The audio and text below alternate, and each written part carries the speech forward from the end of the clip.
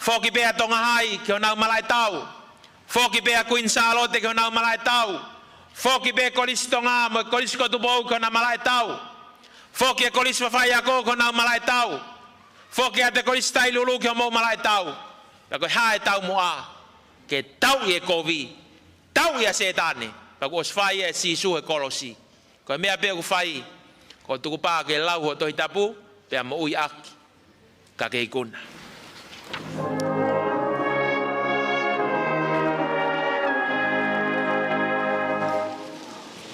Aho ini ai tau fi ke pau. Ko fe fa yo ke kau ki ai. Fa fe yo fai ki tonga e honi. Ko fe fa yo ke fam ke kau ki ai. Ko e honi. Ok fetu tuk wa nu kalofa ki a sisu guys. Ok alwa tonga tapu ki a sisu. Ok alwa baba. Ok alwa hapai. Ok alwa wesiliana ki a sisu. Ok alwa sias tonga ki a sisu. Ok alwa sias katolika ki a sisu. Ok alwa sias mamunga ki a sisu. Ok alwa sias afitu ki a sisu. Ok alwa sias kotobe ki a sisu. Ego sisu ia ko koto moui. Tenelava o whakangata ai ngawe pango ai te volo he honi. Mea mai. Whawhewh whai me kapteni e tau isleri. Mea mai. Mea mai ke kau whataha. Ko e ni ai kau aptanga Davida. Ko e wanoa wanoa. Ko e ni ngai ngahau ai whanua. Ko ngai o whahau. Ko e ni ai mafu e siasi. Ko e ni ai mafu e pureanga. Ko e ni ai mafu o tonga. Ko e tautupu o tonga. Na waru ka sisu. Malanga atu ki Amerika. Maure atu ki Australia, New Zealand. Fe tau paanga. Fe tau koloa ke tau fia ke kolona vailasi.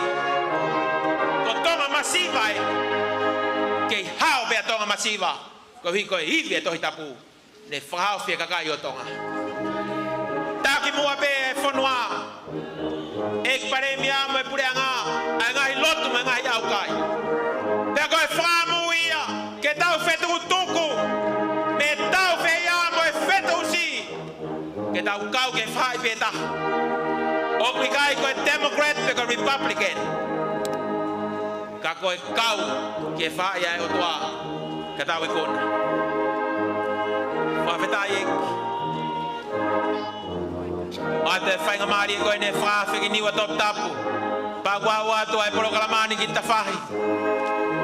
Me hake o longa i o apnofanga. Ke whamoni ke ikuna e o toa. Tau kau whataha i aho koe ni. Whambe whainga maari e koe ni. Ke au kolo mai bea e kakai ke pureanga e o toa. Ke tau kau bea mo e o toa. Mo tolu koe ia ko mo tu e ahoni. I mo ani. Ko mo whakamoni ia. Ke iwi e o toa. Covid tahiva. Mau cancel koe me tongani. We ban you from Tonga. You have no right to enter the territory of Tonga. We speak from the perspective of faith. From the victory of the Lord. COVID-19, no. No COVID-19. No, you have no place in Tonga. Tonga belongs to God. Ko Tonga na fuck it bo rakke o tua. Pe ko e honi. O ko mau tu. Ko e tau tangata e kahau. Ke mau fai e lea wha manako e ni. Mo e palofsai ki tongani. O tau tapu e COVID tahiwa.